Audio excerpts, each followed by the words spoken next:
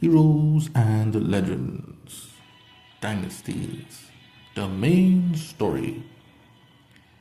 Continuing with our adventures, Strachan of the Androsican forces was poised to go forth in the universe, across the galaxies, in reconnaissance, scouting out the strengths of many of the powers that be, in his quest to restore Androsica to some resemblance of his former self.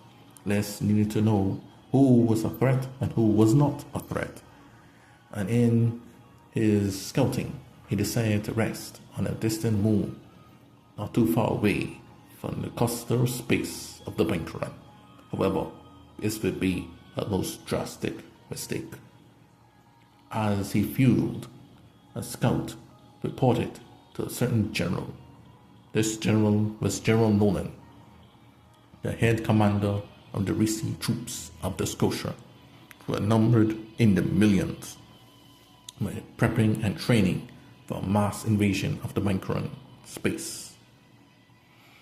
General Nolan got word that Strachan had both the Blue Ward Sword and the Sword of Utopia, two of the greatest powerful swords in which the founder of Androsica, Andrew Nakin Lafleur, once yielded twice in 2 lifetimes.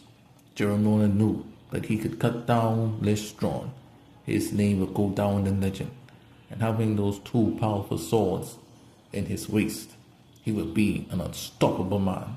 And so, Strachan was unaware of the danger that was coming to him. Suddenly, the ground began to shake around Strachan.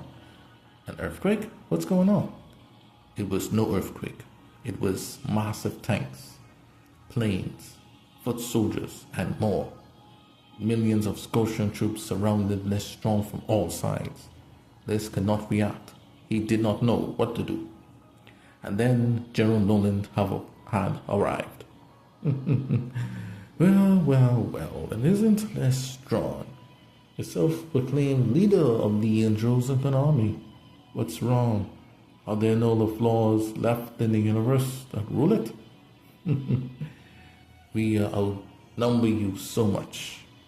I think it's about high time you surrender. Those 2 nice swords you have there, give me those in exchange of your life, and we could forget this little encounter.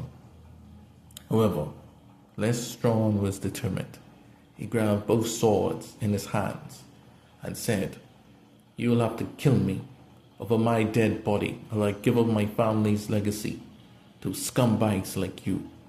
Worthless Scotian, opportunist. You breed only chaos, and for that, I will stand my ground." General Nolan was impressed by Strachan's determination and bravery, but yet troubled at his stupidity. "I admire you. If this was a proper battle, I would definitely give you kudos for your courage. But you are a foolish man. You are surrounded, millions to 1. All forces, open fire. Destroy him.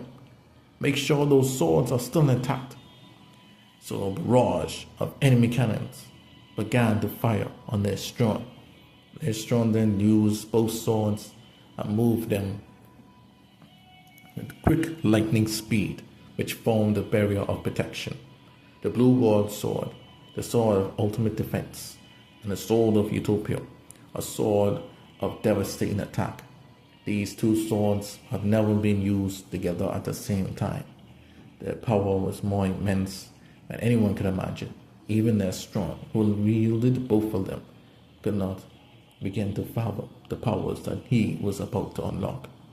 As the battle was beginning to immense, Strachan moved quickly like lightning, dashing his sword, cutting in 2 all the tanks that surrounded him. And so the Air Force had arrived and began to shoot at Strachan. Strachan then jumped over the explosion of one of the tanks and into the air.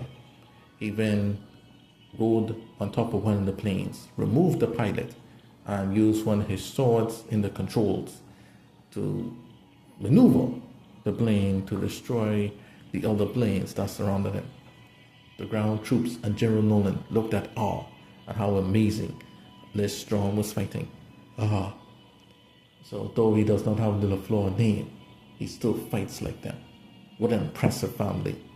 Troops, shoot him down! And then hundreds of thousands of guns and bullets began to shoot at Les Strong. Les Strong then jumped off the plane and crashed the plane onto hundreds of troops, killing them instantly.